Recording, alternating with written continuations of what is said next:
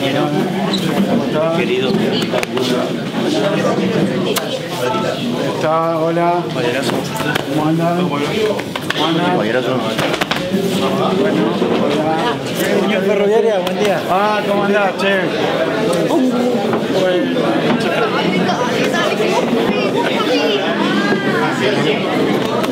Compañero. Hola. Bienvenido. Bueno. No se haga problema que vamos a volver, compañero. Sí, Métale pata al mapa adelante. hola, ¿qué tal? ¿Todo bien?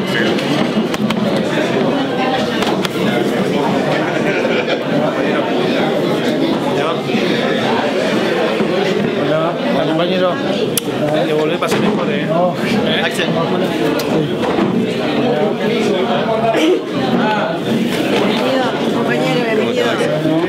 Compañero, bienvenido. Le damos la bienvenida como anfitriones de poder recibir a ex ministro de Economía y actual diputado nacional. Para los trabajadores y el movimiento obrero general es un honor poder tener la presencia de figuras nacionales, que podamos intercambiar opiniones y que nos puedan plantear la situación actual y cómo podemos proyectar salir adelante de esta situación que estamos viviendo, que es muy compleja, que la vivimos en carne propia los dirigentes y los trabajadores en general, de que hay una política de ajuste y que, a sorpresa de nadie, pero sabemos que el neoliberalismo siempre ajusta con los trabajadores, entonces creo que es importante poder reflexionar en conjunto en un marco de unidad donde el movimiento obrero entrerriano se reúne, CGT, CTA, para compartir y convivir la realidad de todos los trabajadores y poder expresarle a algún diputado nacional en presencia de algunos legisladores y ex gobernador, que es un honor para este sindicato y en general para el movimiento obrero poder tener estas presencias y podamos escucharte un ratito, que nos puedas brindar algunas opiniones y en el marco de eso poder intercambiar con algunos dirigentes gremiales que te podamos expresar la realidad en la que vivimos y cómo podemos proyectar para poder salir adelante y poder poner en valor la política y en valor la economía para tener un gobierno o poder recuperar un gobierno nacional que nos permita volver a tener la tranquilidad y la confianza de que el movimiento obrero y los trabajadores en Argentina vamos a estar mejor. En el marco de eso, agradecerle la presencia a todos. Sabemos los esfuerzos que han hecho muchos compañeros de distintos lugares de la provincia que han venido. Es una presencia bastante importante, muy diversa. Los compañeros, cuando vayan pidiendo la palabra, se pueden ir presentando para que veas la diversidad de los sindicatos, tanto de CGT, de CTA, de distintos lugares que están presentes. Y agradecerte en nombre de la bancaria que podamos realizar este tipo de jornadas acá. Para nosotros es un honor. Así que muchas gracias, Axel. Gracias, Juancho, por confiar en el movimiento obrero y en la bancaria para poder realizar esta actividad, y a todos los trabajadores que se brindan a poder venir a un sindicato hermano y que está a disposición para todo este tipo de jornadas que nos permitan reflexionar en conjunto. Así que nada más, un saludo, y la idea es darte la palabra, que puedas contextualizarnos un poco y desde ahí poder intercambiar con algunos trabajadores para utilizarte más el tiempo a vos y poder escucharte cuáles son las proyecciones que tenemos para el futuro. Si me permite este cabildo abierto, soy Oscar Barbieri, uno de los secretarios generales del Triunvirato de la Secretaría Regional Paraná. Soy del Sindicato de Dragado y Balizamiento. Algo muy sencillo, antes que darle la palabra al compañero Ace. A lo largo de la historia de nuestro país y del mundo, los trabajadores hemos dejado lo mejor de nosotros, muchos casos en nuestras vidas. La historia argentina, desde que rompió el peronismo, donde los trabajadores pasamos a ser sujetos de derecho, una cuestión que nunca nos van a perdonar, ni con Perón, ni con Néstor, ni con Cristina, ni con Evita, es esa situación. Podemos hablar de los fusilados del 55, de las víctimas del bombardeo del 56, de los 30.000 desaparecidos, realmente de lo que pasó con Felipe Vallese, de tantos estudiantes y víctimas de los distintos momentos de la dictadura militar. Y digo esto también en reconocimiento a la gente del movimiento político estudiantil universitario que se encuentran aquí presentes y forman parte de la CGT Regional Paraná. Y los trabajadores siempre terminan, el pueblo dando lo mejor de sí. Por eso yo sencillamente y humildemente creo, como nosotros creemos en la cultura del encuentro, que este encuentro que tenemos sesione bajo el nombre de los compañeros Sandra y Rubén, que fueron víctimas no de nuestra persona.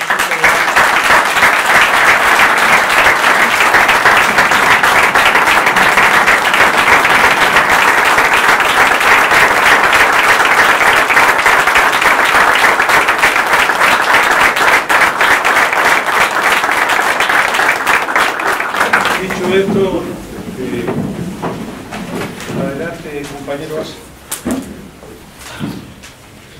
Bueno, en primer lugar, quería agradecer acá a la bancada y a los compañeros de la organización que la primera reunión en Paraná sea con los compañeros del movimiento obrero. La verdad que me ha pasado, sobre todo en esta etapa, la anterior como ministro me costaba más, pero en esta etapa estuve recorriendo mucho, bastante el país, la provincia de Buenos Aires, y siempre les pido a los compañeros, y obviamente surge también de ellos, hacer una reunión con los trabajadores.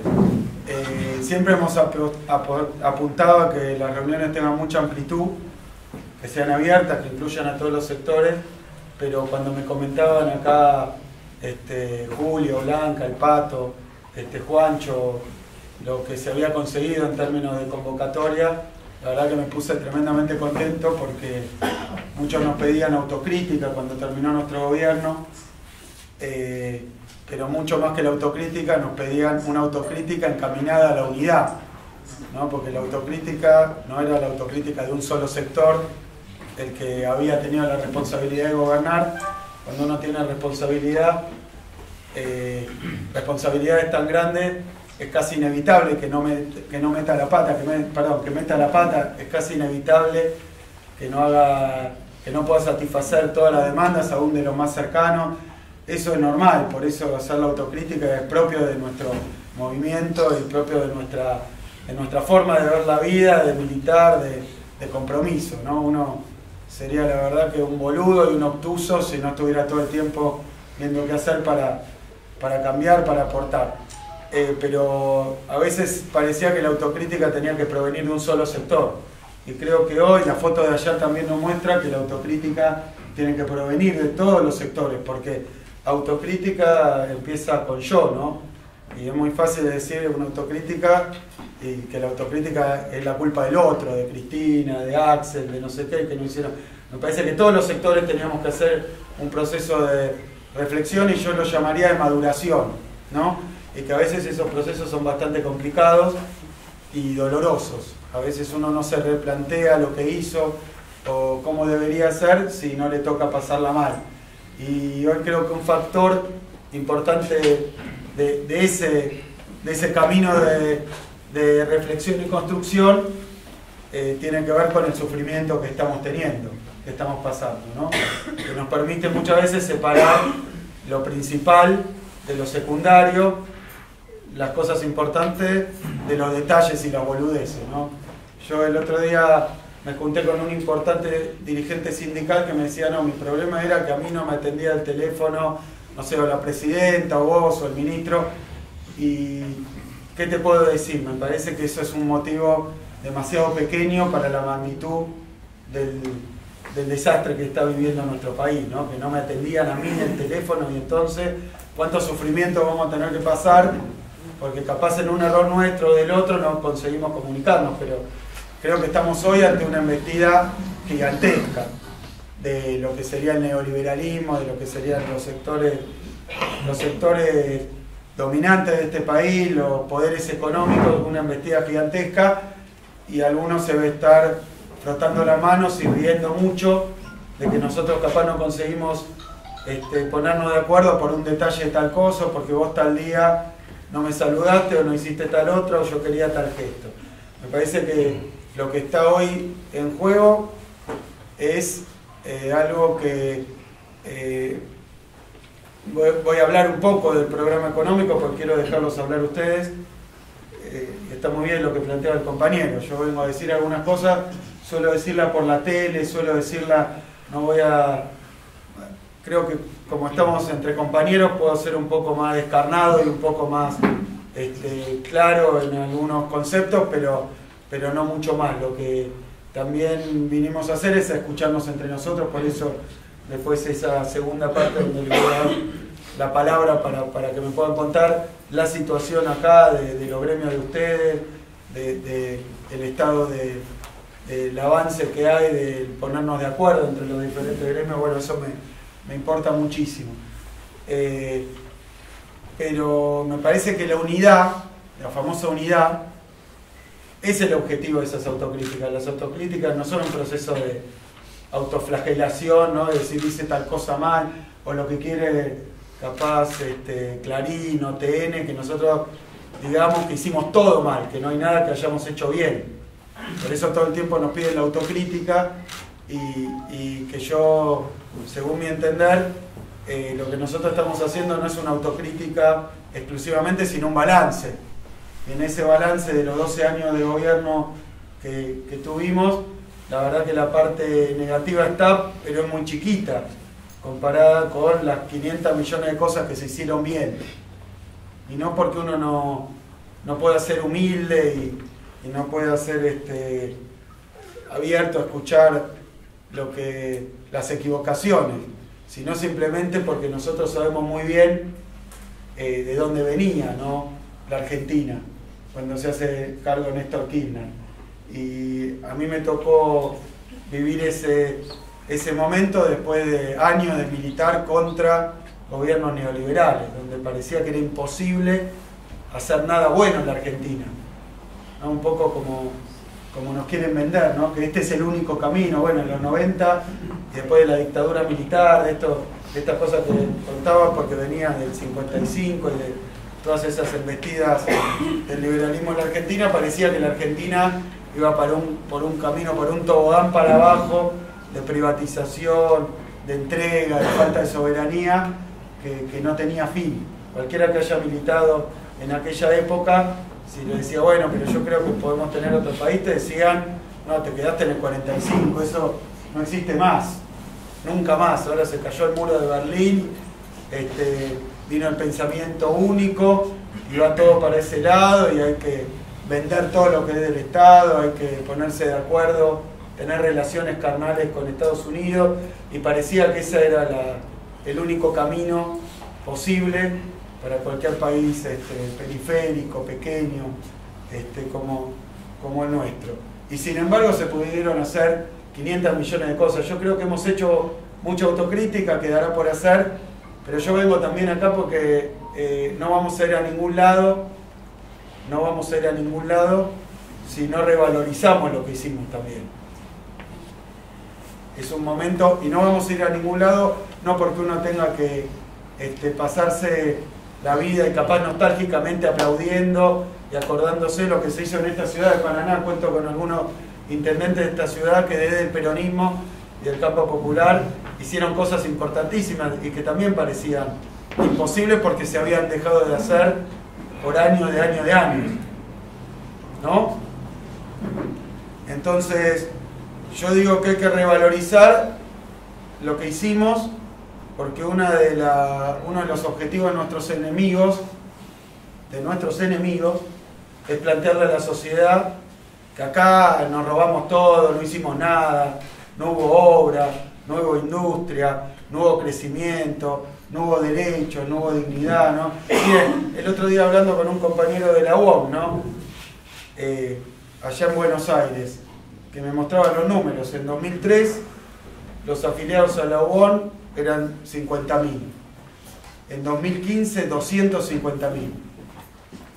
Podemos hacer la autocrítica, pero también tenemos varias cosas para ponernos orgullosos y para reconocer que se había recuperado una línea política, una tendencia política y determinados valores, determinadas formas, determinados modos de ser gobierno en la Argentina que parecían que estaban enterrados, y que desde 2003 con Néstor Kirchner en adelante volvieron a mostrarle a nuestro pueblo que había un camino, que no era el de bajar la cabeza, agachar la cabeza y arrodillarse. Y entonces cuando machacan tanto con la autocrítica, no es que desde una forma constructiva y de unos amigos que te dicen, che, fíjate en qué te equivocaste. Lo que quieren es que estemos hablando todo el tiempo de que los problemas que hay en la Argentina tienen que ver con lo que nosotros hicimos mal. Y la verdad que los problemas que hoy hay en la Argentina del gobierno de Macri no tienen que ver con la herencia que dejamos nosotros. Porque lo que vinieron es a romper lo que nosotros hicimos bien. Por eso hoy es muy difícil hablar de paritarias libres, por eso hay persecución sindical, por eso hay esas multas que están poniendo, por eso hay persecución judicial, y eso no es por lo que nosotros nos faltó hacer.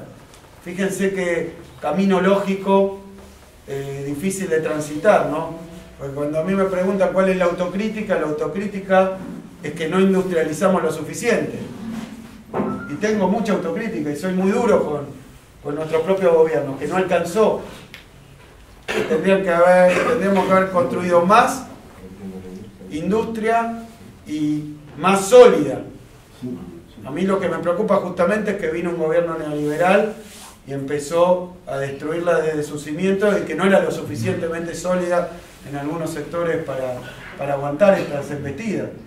Pero a mí cuando voy a un canal de televisión oficialista o comprado con esos periodistas que el gobierno o que lo apoyan por sus principios o que reciben los sobres, no esperan que yo diga que mi autocrítica es que faltó industria. No esperan que digan que mi autocrítica es que nos faltó más integración regional. Porque ellos no vinieron a solucionar el problema de que tendríamos que haber integrado más el Mercosur, nuestra región. Ellos vinieron a cerrar tratado de libre comercio con Europa para vender nuestro mercado, vender nuestra capacidad de compra a los países más desarrollados o con los norteamericanos. Entonces no le gustan estas autocríticas. No le gusta una autocrítica, nos faltó más federalismo. Hicimos un montón, pero nos faltó. Entonces, esas autocríticas no sirven. Las autocríticas que ellos quieren son que nosotros reconozcamos algo imposible porque va contra la realidad de todo un pueblo. Que es que no se hizo nada, que se robaron todo, que éramos torpes, que yo era un inútil. Esas autocríticas, que el peronismo, como le gusta decir a lo del gobierno, que son tremendamente gorilas. Que el problema de la Argentina son 70 años de peronismo, que es haber existido como movimiento político histórico en conjunto con diversas expresiones políticas del campo popular. Eso es lo que quieren que digamos. Y no lo vamos a decir nunca, porque estamos convencidos de que no es así. No solo para reivindicar, revalorizar lo que se hizo, porque ellos quieren que estemos, que tengamos vergüenza de lo que hicimos. Bueno, a eso yo les puedo decir que estamos muy orgullosos de lo que los diferentes dirigentes y en las diferentes instancias de gobierno hicieron. Que faltó, pero básicamente este gobierno mintió cuando dijo en la campaña electoral que lo que venía era conservar todo lo que se había conseguido y todos los derechos y agregar más. Porque de esto voy a hablar hoy a la tarde, recorriendo sector por sector, uno se da cuenta que estos tipos gobiernan en base a una enorme y formidable estafa electoral. Acorde pasa el tiempo y con el simple paso del tiempo se va demostrando que eran todas patrañas, todas mentiras, todos espejitos de colores. Que como muchos compañeros del movimiento obrero ya tenían laburo. Porque fíjense, no para hablar de una verdadera pesada herencia que fue el desastre que dejó el neoliberalismo con la crisis de 2001 y como estaba la economía en 2003, pero hay números muy claros. Ese que planteó el Lobón, pero sindicato por sindicato, poder mostrando cómo creció el número de afiliados, y eso es que creció el trabajo en blanco, el trabajo de calidad, de dignidad, con paritarias, con convenios colectivos. O sea, se hicieron para el movimiento obrero muchísimas cosas, pero también para los jubilados. Y también, compañeros y compañeras, porque ahora en un rato pedí especialmente y me han podido organizar una reunión con empresarios, porque el pequeño empresario argentino también está sufriendo esta política. El comerciante está sufriendo esta política, ellos también le mintieron. No es que nos mintieron a los trabajadores, no es que le mintieron solo a los de abajo, le mintieron también a los productores rurales. Les mintieron. Ya de las 125 en adelante le dijeron esto se arregla devaluando y sacando las retenciones. Yo hoy me voy a juntar con los productores arroceros, hoy me voy a juntar con los productores de carne o huevo, avícola. Me voy a juntar hoy también con los productores porcinos. Los están fundiendo a todos. Y los pusieron de mascarón de proa contra nuestro gobierno. Pero quiero decirles que desde el peronismo esta parte, desde el peronismo de Perón, que entre el movimiento obrero y el pequeño productor agropecuario hay una alianza. Hemos sido y ha sido siempre el peronismo el que defendió al pequeño productor. No es cierto, nuestro problema siempre fue con el gran exportador de la pampa húmeda. Pero bueno, ahí también podemos hacer una autocrítica porque nos lo pusieron en contra y porque también nosotros no supimos comunicar bien las cosas. Pero son sectores que tenemos que recuperar, porque ellos también les mintieron, a ellos también los estafaron. En lo que respecta concretamente al movimiento obrero, concretamente, todos ellos, los pequeños empresarios nacionales, los pequeños productores, los comerciantes, los jubilados, los maestros, los estudiantes, los docentes, los investigadores, todos ellos son víctimas y han sido víctimas en cada una de las incursiones de las experiencias neoliberales, han sido víctimas de estas políticas. El gran intento del neoliberalismo hoy en la Argentina, la gran novedad es que han llegado por las urnas y ya no a través de políticos que le hicieron la gamba o que le prestaron un partido, el nuestro a veces, para que el neoliberalismo llegue a la Argentina, sino en manos de los empresarios. ¿Viste? Como quien dice, atendido por su dueño. Es la gran estafa. Son los propios, incluso las familias patricias, esa es la conquista del desierto, que hoy están en la Casa Rosada, en los ministerios, los grandes empresarios, y es una gran estafa porque hasta han puesto a dirigir las oficinas públicas, la secretaría, ni siquiera los empresarios nacionales, a gerentes de transnacionales, de multinacionales. Teníamos a un hombre de la Shell manejando nuestro Ministerio de Industria y decidiendo quién era el que tomaba las decisiones en YPF. Es un experimento realmente insólito. Pero lo que les quiero decir específicamente a los trabajadores es que si todos esos sectores han sido defraudados, estafados, y hoy lo vemos, a muchos de ellos arrepentirse.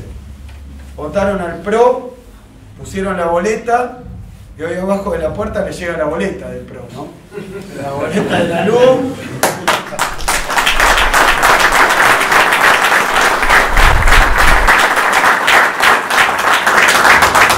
No la pueden pagar. Y es un drama porque cada negocio que cierra, cada empresa que cierra, cada productor que ya no produce y que tiene que alquilar su campo o irse de ahí es algo que nos va a costar mucho recuperar. Todos ellos van a sufrir, pero mucho más va a sufrir el movimiento obrero. El movimiento obrero en todas sus formas, y esto me parece que es importante que lo entendamos. El movimiento obrero no solo los sindicatos que tenemos que juntar, sino que el movimiento obrero tiene tres patas, sobre todo después de la llegada del neoliberalismo. El movimiento obrero incluye a los obreros en activo, pero incluye también a los pasivos. Los jubilados son parte del movimiento obrero.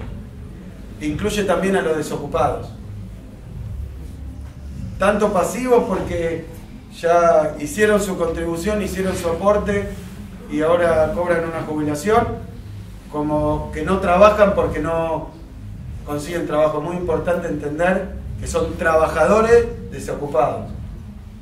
Toda esa representación, todos ellos, que además hay canales que unen al movimiento obrero en activo con los desempleados y con los jubilados. Todos ellos son los que más sufren y siempre, históricamente, más han sufrido las políticas neoliberales. Es así, es el ABC. Porque los que hoy nos gobiernan necesitan salarios bajos.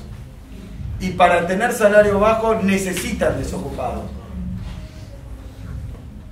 O sea que han convertido a la Argentina, mientras cierran una fábrica, la única fábrica que funciona es la fábrica de desempleo. Crean desocupación, como lo han hecho siempre, como lo han hecho cuando estaba Martínez de Oz, como lo han hecho cuando estaba Cavallo. No es sin querer, no es que se les escapa y entonces cierra una empresa. No es que se les escapa y la inflación va por encima del salario. Es su programa económico, es el núcleo del programa económico. Y nosotros los economistas, que a veces un economista no está haciendo política, te lo dicen con todas las letras. El salario en la Argentina, la pesada herencia, era que Néstor Kirchner y Cristina Kirchner le dejaron casi ocupación plena y que le dejaron salarios altos. La pesada herencia, compañeros, compañeras, somos nosotros, es el movimiento obrero organizado. Esa es lo que ellos saben bien, que es una herencia que le dejó Néstor y que le dejó Cristina, y que les resulta pesada porque cada vez que quieren ir contra los derechos de los trabajadores, se encuentran que del otro lado no estamos como en los 90, que no había nada muchas veces. Que había focos de resistencia, focos de organización, pero ahora hay un movimiento obrero que le falta, pero se organizó. Está dividido, pero por eso quiero cerrar estas palabras diciendo simplemente que la política neoliberal en su núcleo básico, en la nuez, lo que tiene es bajar los salarios. Y para bajar los salarios necesita desestructurar la ocupación. Y para desestructurar la ocupación necesita que no haya un movimiento obrero organizado. Entonces, indudablemente, la única receta que tenemos nosotros contra esto, la única receta es la unidad. La unidad de lo que después se conforma como el centro, la columna vertebral de nuestro movimiento político. Es decir, que nosotros no vamos a ningún lado si no conseguimos la unidad de los trabajadores. No vamos a ningún lado, lo digo como dirigente. No importa en qué bar ahí en la periferia del Congreso me junte yo con uno o con otro para armar una boleta. Lo que a nosotros o nos hunde o nos salva es si podemos conseguir la unidad del movimiento obrero. Por eso es tan importante la foto que vimos el otro día de Cristina, por eso es tan importante, no es casualidad, no es un descuido, no es algo que ocurrió, no es que la agenda daba, que Cristina reaparece con sectores del movimiento obrero con los que en algún momento tuvimos muchísimo acuerdo y después tuvimos algún desacuerdo, mostrando dónde está la clave de esta etapa. La clave de esta etapa es la unidad en las calles, en las fábricas, en los colegios, en cada uno de los puestos de trabajo. Es ahí donde tenemos que conseguir la unidad. Compañeros y compañeras, yo puedo hablar muy bien desde los canales de televisión, pero nosotros no podemos permitir que de cara a la elección que viene quede un solo compañero trabajador que se equivoque de nuevo. No puede quedar un solo compañero trabajador. Yo sé que es complicado, sé que siguen, sé que están colonizados por los medios de comunicación. Bueno, inventen lo que sea. Háblenle como tengan que hablarle, llévenlo a donde tengan que llevarle, convénzalo como tienen que convencerlo, como necesiten convencerlo. Pero no puede quedar un solo trabajador que vote a un político neoliberal. Y cuando digo un político neoliberal, lo digo con ganas, porque sé que no solo están en el PRO y no solo están en Cambiemos. También están, y también se han sabido poner varias veces en la historia, la camiseta del peronismo, la camiseta del Partido Popular.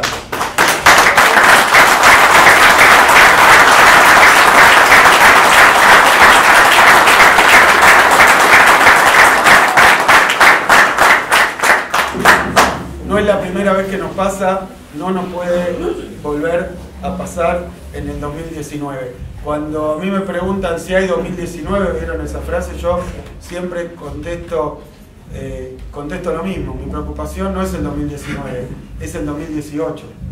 Es ahora que nosotros tenemos que armar la unidad de los trabajadores. Es ahora que antes de que lleguemos a las listas, a estar en campaña, nosotros tenemos que haber hablado de nuevo con cada compañero trabajador para que no se equivoque y vuelva a cometer el mismo error y en 2019 tengamos que los maestros, algunos bancarios, que algunos vuelvan a votar a alguna expresión del neoliberalismo. Tienen que votar a un candidato, a un representante, a una formación que provenga del campo popular y que esté dispuesta tajantemente a oponerse al neoliberalismo en todas sus formas. Eso es lo que nosotros necesitamos, es una tarea que yo vengo a hacer acá, que me acompañan montones de dirigentes, que vamos a hacerlo hoy cuando lancemos Unidad Ciudadana, pero que hay que hacerlo en los lugares de trabajo, que hay que hacerlo desde los sindicatos, que hay que hacerlo desde abajo para arriba. Así que compañeros y compañeras, muchas gracias por estar acá, muchas gracias por acompañarnos hoy y muchas gracias por la militancia que han hecho, porque han sabido pasarle por encima a los intentos de nuestros adversarios de dividirnos, de estigmatizarnos, de perseguirnos. Así que bueno, muchísima fuerza para ustedes, muchísimo trabajo y al neoliberalismo solo se le gana con resistencia, con organización y con unidad. Muchísimas gracias.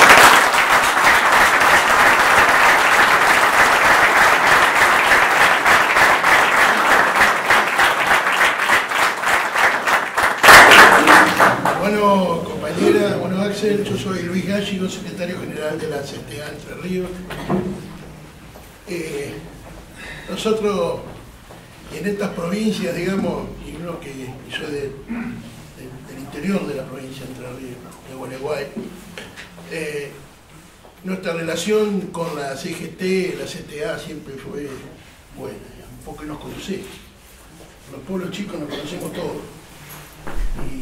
Y hemos recibido en malos momentos apoyo de los propios gremios de la CGT para nuestro funcionamiento, de la CTA y de los gremios de la CTA. Esto te lo digo primero para decir que nos encontramos unidos porque somos conocidos, pues también nos une la lucha, nos une el momento histórico del país donde nos está destrozando. Nosotros en Entre Ríos venimos trabajando desde hace más de 2 años fuertemente con las distintas regionales de CGT y las mesas locales de CTA, discutiendo y planteando esta situación y cómo salimos y enfrentándola. Y hemos participado de todas las movilizaciones y expresiones que ha habido en los últimos 2 años. Y de la CTA nosotros lo venimos planteando, lo plantea el compañero Mario Boyaski, lo plantea el Tano Catalano. Nosotros vamos por la unidad del movimiento obrero, compañero. Nosotros lo tenemos claro, lo que planteaba vos, Axel. Nosotros construimos esto y seguimos y vamos a seguir en ese camino porque primero tenemos que estar juntos. Este año tenemos que terminar juntos el movimiento obrero. Tenemos que ser capaces de volver a tener una CGT, la CGT como tan digna que nos representó y tan fuerte como es la CGT de los argentinos. Esa es la que nosotros añoramos, esa es la que nosotros peleamos y por eso vamos a seguir construyendo. Y después de esto, obviamente estamos también construyendo y tratando de construir la mayoría, una mayoría que realmente que la que nos represente a todos y así podemos salir de este atajo, porque la única manera de enfrentar a esto es en unidad. En unidad, como bien lo planteaba vos, no hay otra forma de enfrentarlo a esto. Yo creo que te vayas de acá, de Entre Ríos, de Paraná, con este mensaje, que nosotros del Movimiento Obrero vamos a hacer todo lo posible por la unidad y construir una nueva mayoría para que el año que viene nos represente a todos. Muy bien.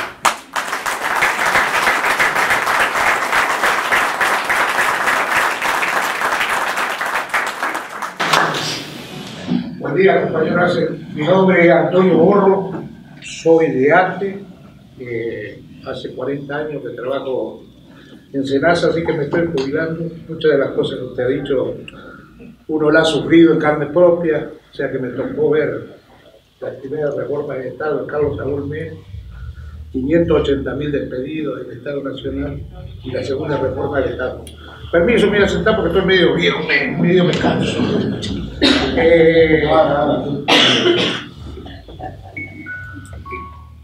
Senasa es un organismo estratégico para las exportaciones, así que últimamente con mucha tristeza estamos viendo como más de 400 oficinas que hay en cada una de las ciudades del interior del país están siendo pasadas a las sociedades rurales.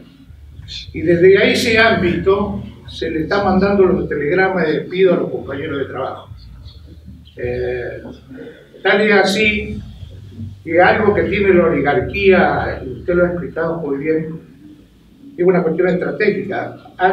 Había 14 regionales en el gobierno de los 12 años del kirchnerismo que le dio mucha vida y mucho federalismo al organismo.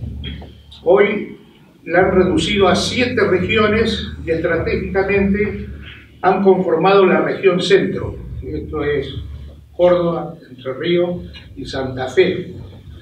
Con la idea que me parece que también viene el futuro, someter a las 3 provincias solamente una sola provincia donde haya una Cámara de Diputados, una Cámara de Senadores, y al igual que los españoles establecer como si fuera Cataluña. Esa es la estrategia que tiene la oligarquía.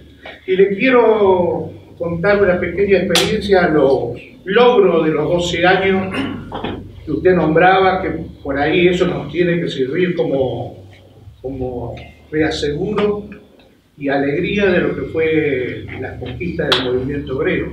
Yo trabajo en un frigorífico de aves. Se sabe muy bien que la agricultura en la provincia de Entre Ríos y el gobernador, el ex gobernador Ulibarri, que está acá presente, le dio mucho impulso a aquello. En el año 2003, cuando llega Néstor al gobierno, mi frigorífico donde cumplo mis funciones, faenaba 50.000 pollos por día.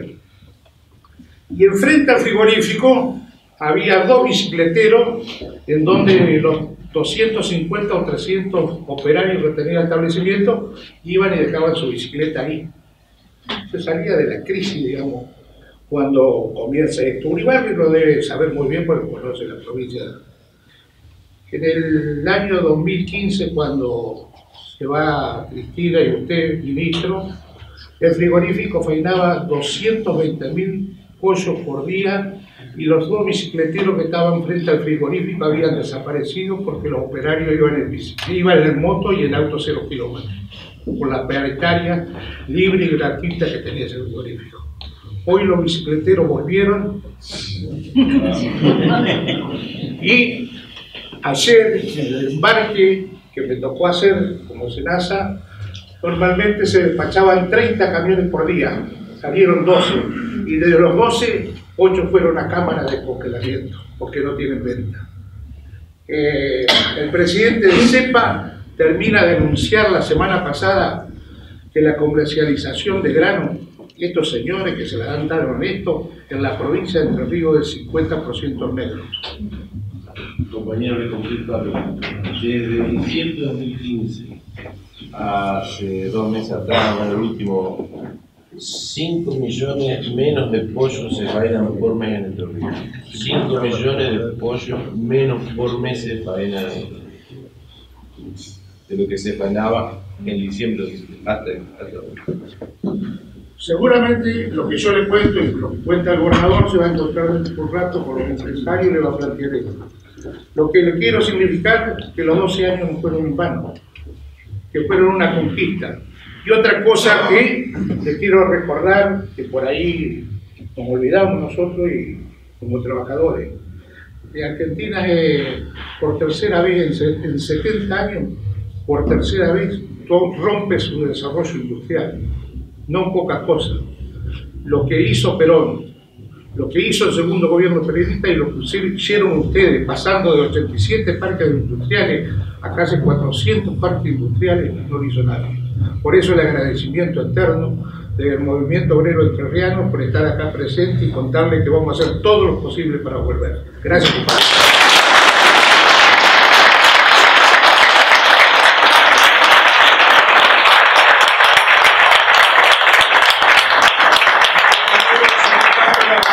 Había pedido la palabra. Adelante, señor. ¿Qué tal? Silvio Charela, mi nombre. Soy secretario general del Sindicato de la Madera de Paraná. Comparto totalmente las palabras que acaba de decir el compañero y también las que dijiste vos anteriormente.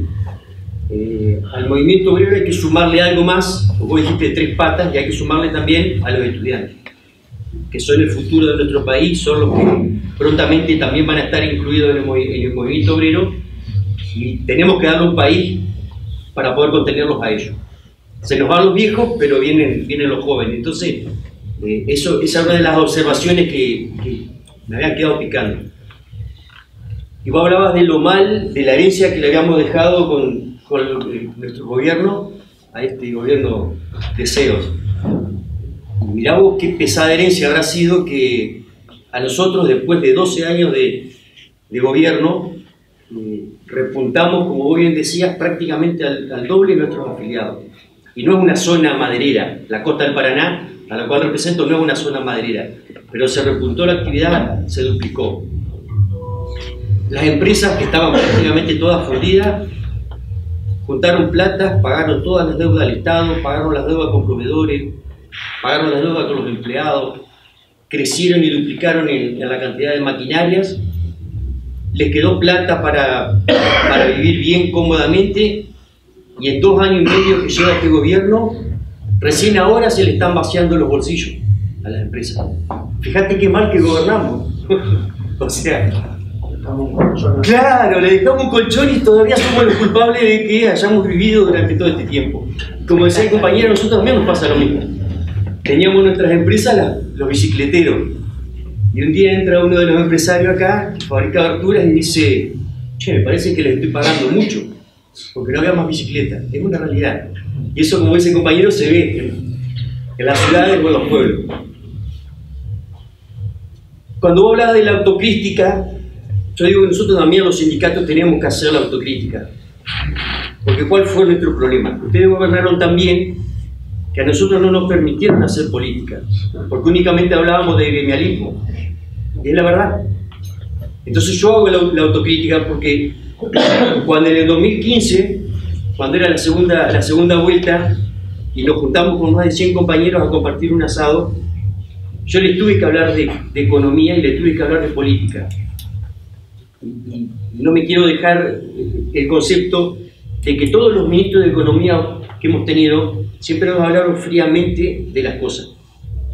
Yo tengo casi 50 años y desde que apareciste vos y Emanuel, como tu vice, la economía pasó a ser una herramienta más de trabajo para los sindicalistas, porque pudimos explicarle a los trabajadores otras cosas que antes eran técnicas y que no las teníamos, las incorporamos. Eso es un agradecimiento que yo te quiero hacer de forma personal. Fue un crecimiento importantísimo para muchos de nosotros que somos representantes de los trabajadores. Entonces, ¿cuál fue el problema en ese momento? Cuando tuve que enfrentarme ante una elección de segunda vuelta y explicarle a la gente lo que era un gobierno neoliberal de lo que era un gobierno de productividad. Y me putearon. Porque me dijeron que yo no tengo por qué hablar de política, sino que tenía que hablar de sindicato. Por eso digo, el error fue nuestro, el error fue de ustedes por gobernar también, pero no nos permitió a nosotros, no nos permitió a nosotros involucrarnos en la política. Tampoco nos permitió a nosotros como movimiento obrero ejercer la presión sobre la política y sobre los políticos, porque les permitimos a ustedes trabajar. En realidad teníamos que habernos involucrado más. Yo creo que ese fue uno de los problemas. Nosotros teníamos que habernos involucrado más y ustedes se tendrían que haber abierto un poco más a que nosotros nos involucremos. Hoy ya está, ya la historia ya no la podemos volver para atrás y lo único que nos queda es organizarnos, como bien decía. Hoy yo veo que hay un montón de diferentes lugares y eso es hermoso, porque a veces nos encontramos en una reunión donde siempre vamos a la misma cara y eso no sirve. Sirve cuando vos ves que hay un montón de gente. Entonces, hoy la unión es lo importante, el laburo que nosotros tenemos que hacer desde las bases, desde los sindicatos, desde las organizaciones de los alumnos, desde los barrios, eso va a ser muy importante. Que te sirve hasta el convencimiento de que esto lo vamos a volver a refundar. Y si en algún momento Néstor tuvo que venir a levantar las papas caídas y pagarle a los docentes porque hacía 4 meses que los gurises de Entre Ríos no iban a la escuela y lo pudimos hacer y no había plata porque el país estaba fundido, pues lo vamos a levantar de vuelta.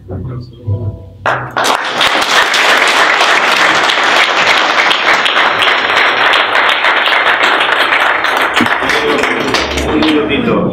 La agenda que está planificada de Axel es muy acotada y tenemos poco tiempo y tenemos muchos compañeros que quieren hablar y ojalá podamos expresar, todos los que quieran hablar puedan expresar algo para intercambiar. Les pido, sin que se ofendan, más breve, explicar bien la problemática de cada uno de los compañeros, si él puede después darnos una palabra final y poder que continúe con sus actividades. Tenemos 6 más o menos 7 anotados ya. Está Juan Navarro, luego está la señorita, está el compañero y está Quinoto y después seguimos. Por eso la brevedad. Por eso lo más cortito posible. Juan Navarro.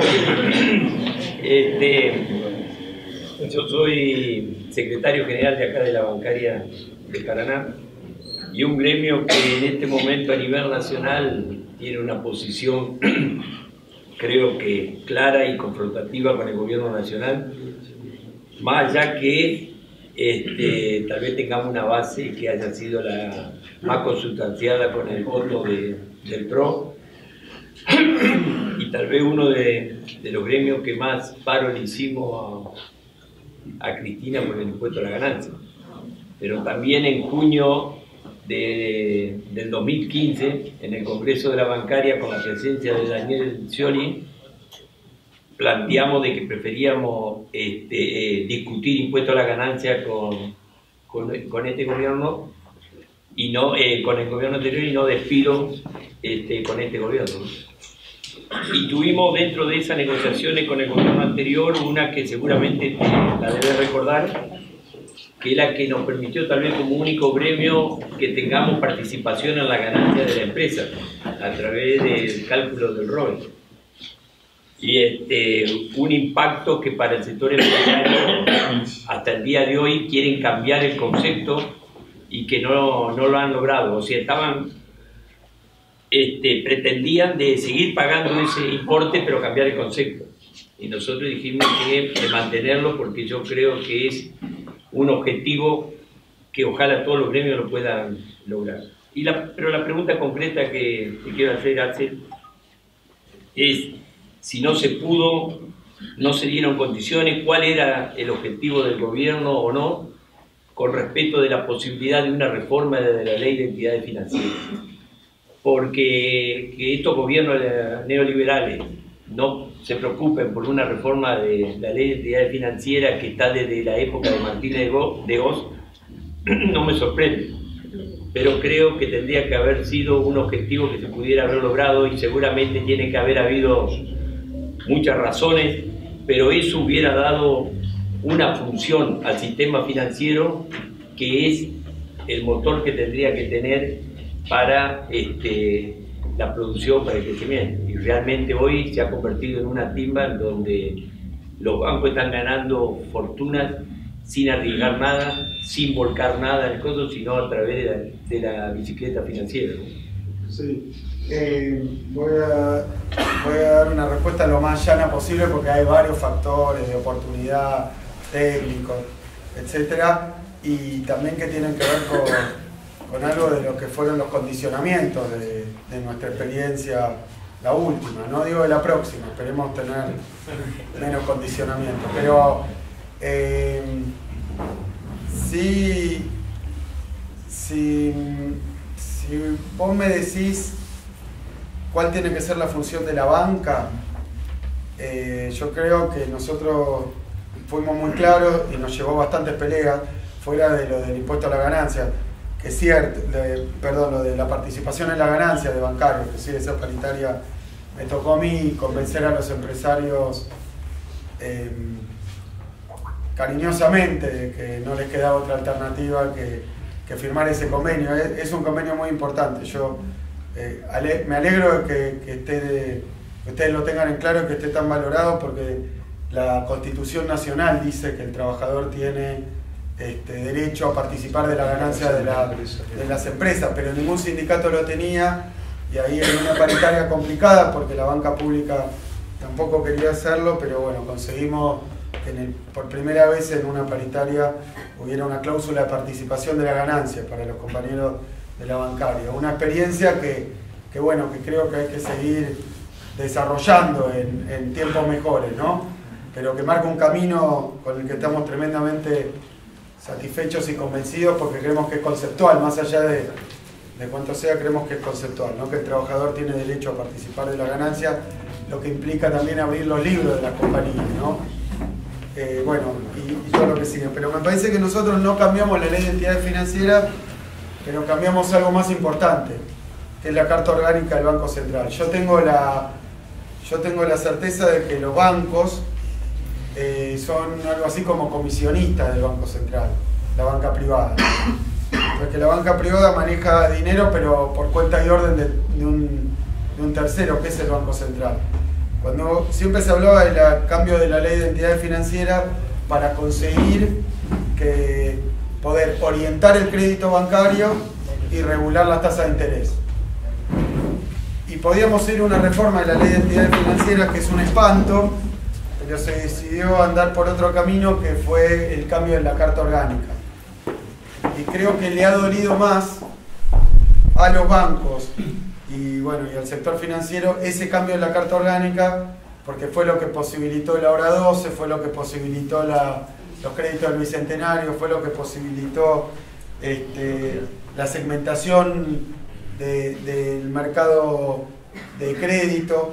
Es decir que yo creo que una de las enseñanzas que nos quedaron de nuestro gobierno es que se puede llegar al mismo puerto por distintas vías navegables, ¿no?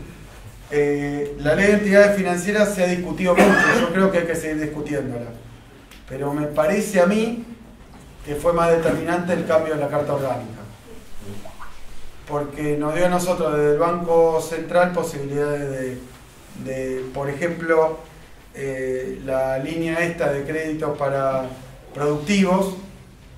Es muy técnico, pero poder decirle a los bancos que una parte de los depósitos, que este es el fondo, ¿no? Los depósitos bancarios es donde cobramos los sueldos siempre, qué sé yo.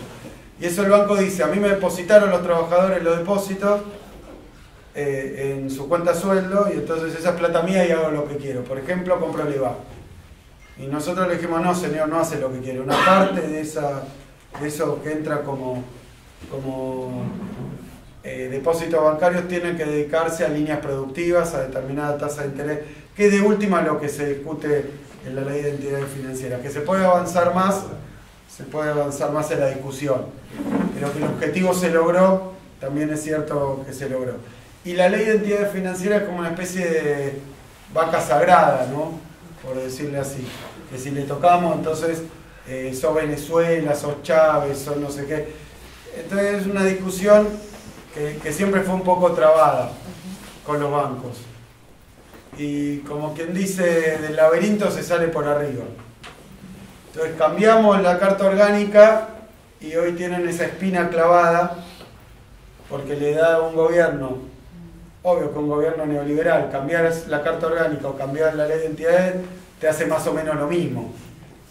Entonces yo creo que hoy hay que ser muy conscientes de que ellos vienen por la Carta Orgánica del Banco Central, que todavía una cuestión más delicada que la ley de entidades. Por eso lo pusieron en el acuerdo con el fondo. Claro, y que hay que reformar la Carta Orgánica.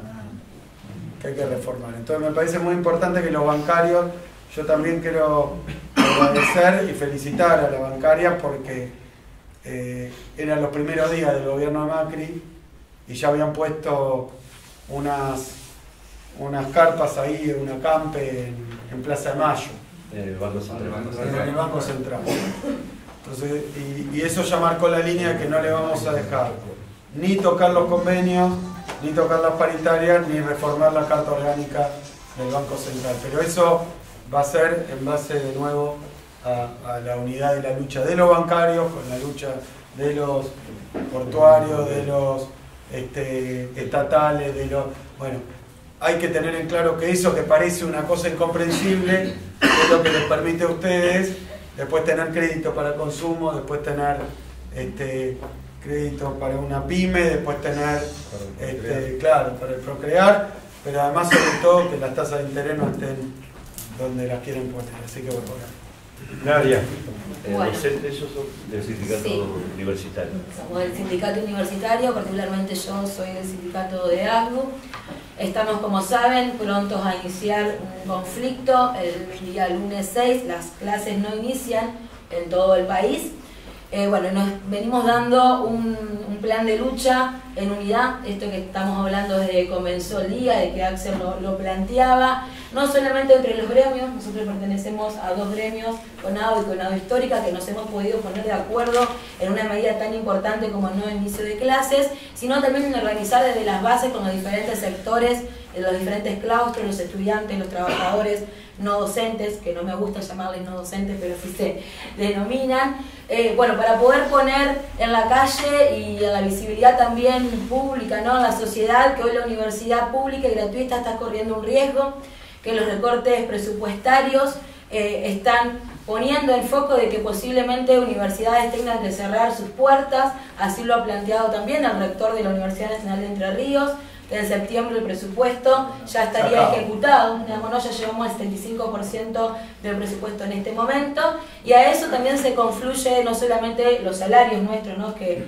es importante, sino principalmente el costo de vida para que los y las estudiantes, hijos de trabajadores y trabajadores ellos también, no puedan acceder a un derecho humano, un derecho social como es la educación superior. Creemos que la universidad tiene que tener un horizonte político y que tiene que también construir este proyecto político junto a los otros sectores de trabajadores, los sectores estudiantiles, porque si no el conflicto social no tiene acumulación política y eso es lo que necesitamos en este momento. Por eso para nosotros es importante hoy que estemos acá de diferentes sindicatos para también invitarlos a que acompañen y sean parte protagonista el día lunes, que seguramente va a ser, no seguramente va a ser en todo el país y en toda la provincia, porque también lo que queremos remarcar es que la universidad no es de unos pocos, de unas pocas, sino que es la universidad de los trabajadores. A 100 años también de la reforma universitaria que en nuestro país marcó un hito y que este gobierno macrista se ha querido robar las banderas, ¿no?, planteando diferentes actividades vacías de política, del sentido que tuvo esa revuelta estudiantil y que nos permitió y nos allanó el camino para que hoy la universidad sea pública y gratuita. Veníamos de aperturas de universidades, veníamos de acceder primeras generaciones de familias, de trabajadores a la universidad pública y hoy nos encontramos que eso está siendo coartado. También otra de las cuestiones que queremos plantear es que desde los medios hegemónicos nos están diciendo que somos los y las docentes, con nuestro paro, los que estamos vaciando la universidad pública. Y esto nosotros queremos dejar en claro. Quienes vacían la universidad pública es el gobierno macrista neoliberal, con sus políticas de ajuste, de recorte, y con no permitirle a los y las estudiantes estar en la universidad. Nosotros lo que estamos haciendo es un plan de resistencia y de lucha. Y bueno, creemos que en este momento es fundamental la unidad. Por eso estamos los dos gremios. Bueno, le voy a dejar la palabra a mi compañero que también tiene otras cosas para plantear, pero bueno, saludar este encuentro y agradecerte, Axel. Luego seguramente te vamos a molestar para hacerte unas preguntas más concretas, pero bueno, agradecer este espacio. Muchas gracias.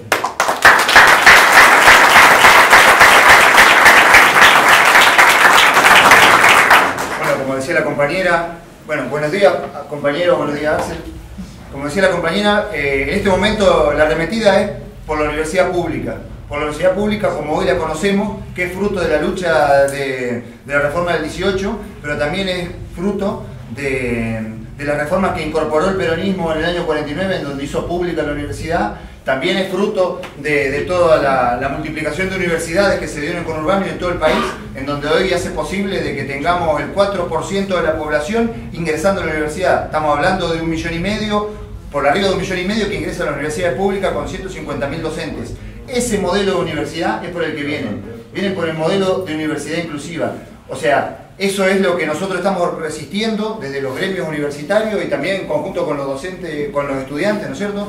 Y entendemos que también es importante que todos los trabajadores nos acompañen. Por eso lo invitamos, como decía Nadia, el lunes a poder resistir a este embate del neoliberalismo. Esto no es la primera vez que le sucede a la universidad. Justamente ayer en el Consejo Directivo charlábamos de que este recorte que están haciendo también se dio en el 93 y ese recorte, la profundidad del recorte, hizo que nos llevara más de 10 años recuperar la estructura de la universidad para poderla hacer efectivamente inclusiva y que la gente pueda ingresar y que los hijos de los trabajadores podamos ingresar a la universidad. Nosotros entendemos que es fundamental que podamos resistir esto y le invitamos a todos los trabajadores a participar de esta resistencia y queremos comentarles concretamente dos inquietudes que tenemos a Axel que tienen que ver con el presupuesto universitario. Nos preocupa de que en la planilla B, en la que estamos incluidos la Universidad Nacional de Entre Ríos para el Desarrollo Territorial, que no está devengada la partida para desarrollar justamente este proyecto de 35 millones de pesos para que los municipios puedan articular con la universidad y los hijos de los trabajadores que están en los distintos pueblos de Entre Ríos puedan acceder a una tecnicatura o una carrera de grado. Eso es una duda concreta. Después también, otra duda concreta es qué pasa con que no está el devengado de noviembre y de diciembre para las universidades nacionales. O sea, eso es... Y otra cuestión también que nos preocupa sobremanera y lo queremos plantear con todos los legisladores es que entendemos que el recorte se viene también para el 2019 y bueno, y queremos participar, queremos aportar al debate de cómo se va a construir ese proyecto de presupuesto del 2019. Después hay otras cuestiones, pero me parece que es importante que todos hablemos, por eso quiero ser breve. Respondo también breve. En primer lugar quiero saludar la decisión de tomar medidas de fuerza. Yo quiero decir también que mi inicio en el sindicalismo fue como secretario general del sindicato de docentes de la UBA, de económica de la UBA, de mi facultad. O sea que formé parte de los gremios docentes. Es cierto y tampoco es sorpresa, ¿no?, que el neoliberalismo atente contra la universidad pública y gratuita, contra la educación pública en general, en todos sus niveles. Lo que hicimos hoy cuando empezamos este acto que planteó el compañero fue hablar de las muertes que genera el desfinanciamiento de la educación, sobre todo en los niveles iniciales y sobre todo cuando la educación se vuelve también un comedero de los pibes que no tienen entrada. Sí es cierto que con respecto a la universidad hay un doble discurso muy fuerte del gobierno, con estas cosas de la campaña de marketing que hicieron, que hablaban de que la ciencia, la tecnología, la universidad, es decir, cantaron himnos a favor de la universidad, llegaron y desde el primer presupuesto venimos denunciando que va cayendo siempre el peso del presupuesto universitario en el presupuesto, el peso del presupuesto universitario en el Producto Bruto Interno, es decir, que un esfuerzo que se había hecho de recuperar la universidad, lo que tiene es que la van desfinanciando porque va en contra de sus convicciones y cada tanto se les escapa. Se le escapó al presidente cuando dijo que no entendía por qué había tantas universidades por el país y se le escapó a la gobernadora Vidal la otra vez cuando dijo que los pobres no llegan a la universidad. Eso muestra que viven en su burbuja y que no han, claro,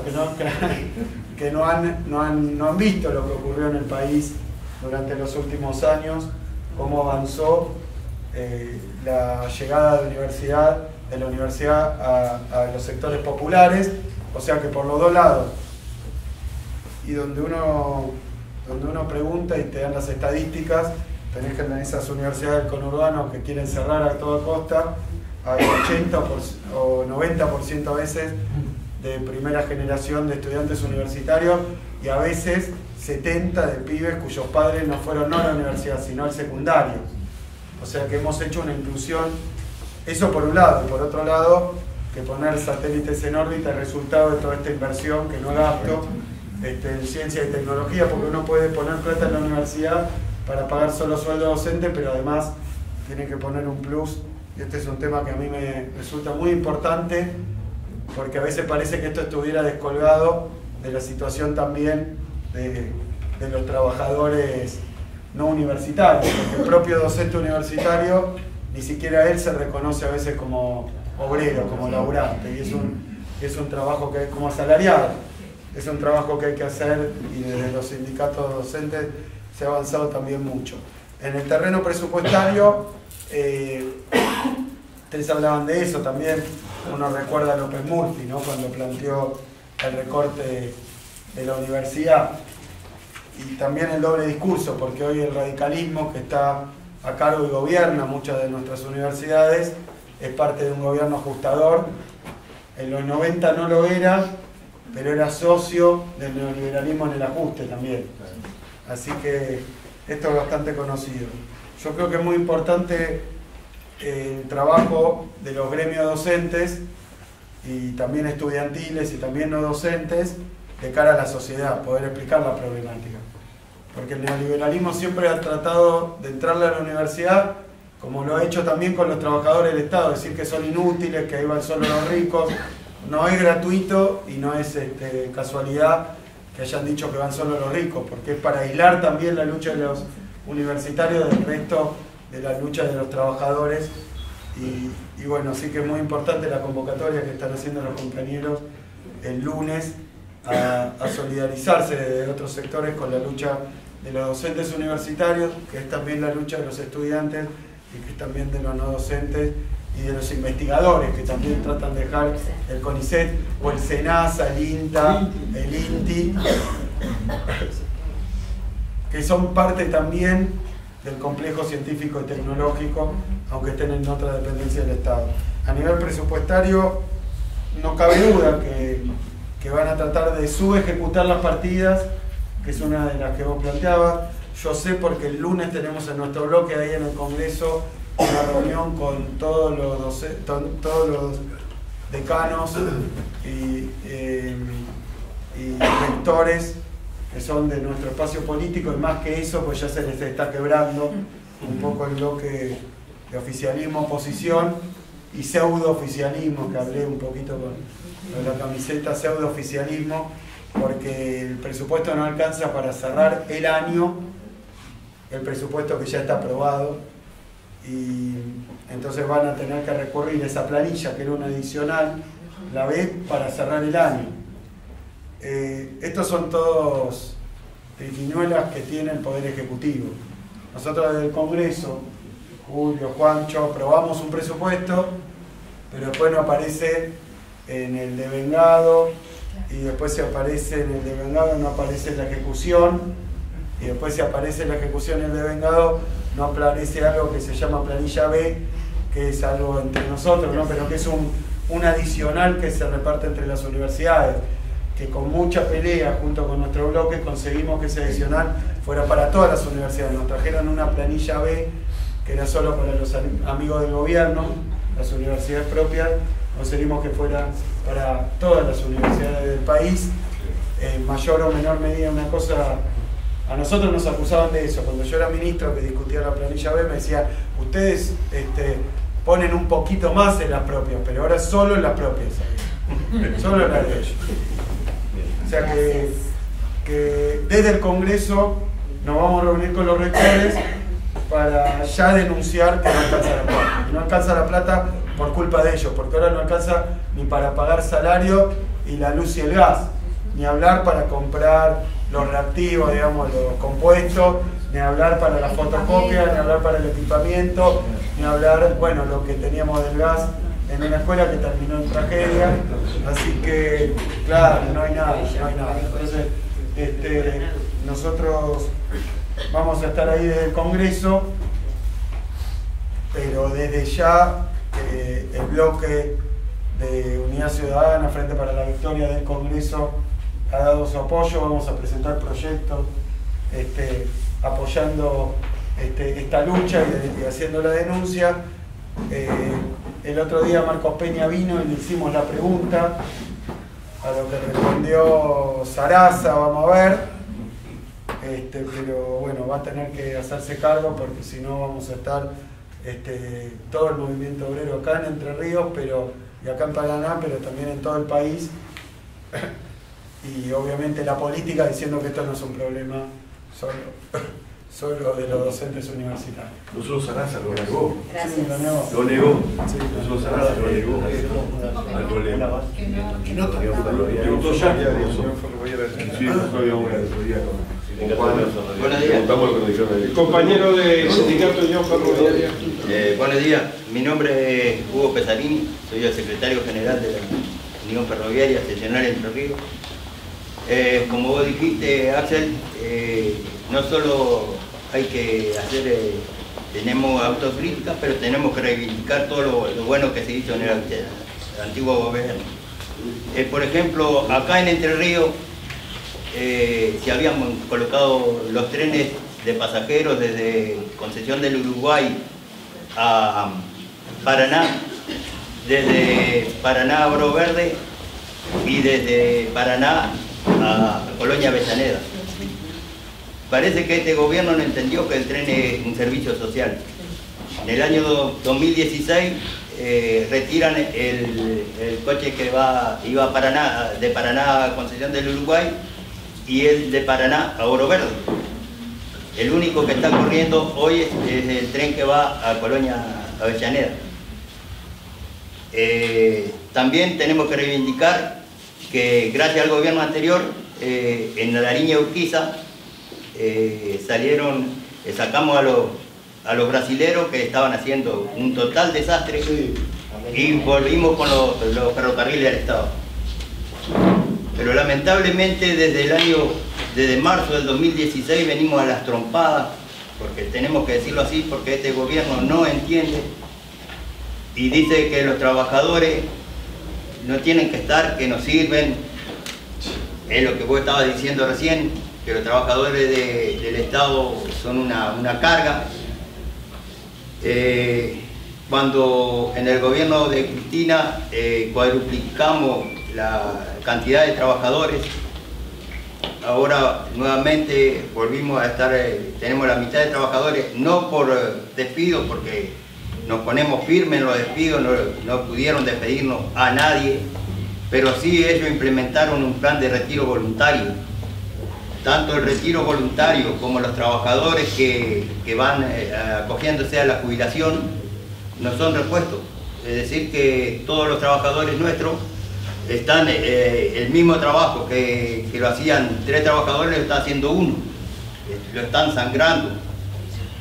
Esto es muy lamentable para el movimiento obrero, pero seguimos resistiendo, y lo que hay que decir, muchachos, simplemente reivindicar lo que teníamos para que nuevamente volvamos a creer, nada más.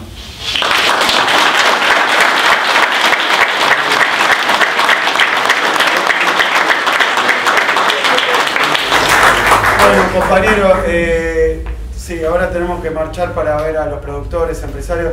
Yo les agradezco muchísimo. Voy a pedir sacarnos una foto de afuera, capaz todos juntos, para que vean que no estamos solos ahí en la banca puteando a Marcos Peña, sino que venimos a representar bueno, el sentir, a las necesidades, a los golpes y a los damnificados del movimiento obrero, de los diferentes, porque hemos hablado con privados, con estatales, con educación, con producción, con todo, y estamos todos iguales. Así que esa es la clave de la unidad, entender que el compañero de al lado, habremos tenido alguna cuita en algún momento, pero estamos en la misma, y si no nos juntamos, la verdad que nos devoran lo de afuera. Así que muchísimas gracias por estar, muchísimas gracias por... Ahora a las 4 de la tarde allá, y ahí vamos a seguir hablando. Muchísimas gracias. Sí, bien, mata ahí. Bien ahí, bien ahí. Axel, ahora me toca a mí. Ya estuve de fotógrafa. ¿Me lo pasás? Ah, y yo tocaba ahí en el medio. ¡Se jode! ¡Unidad de los trabajadores!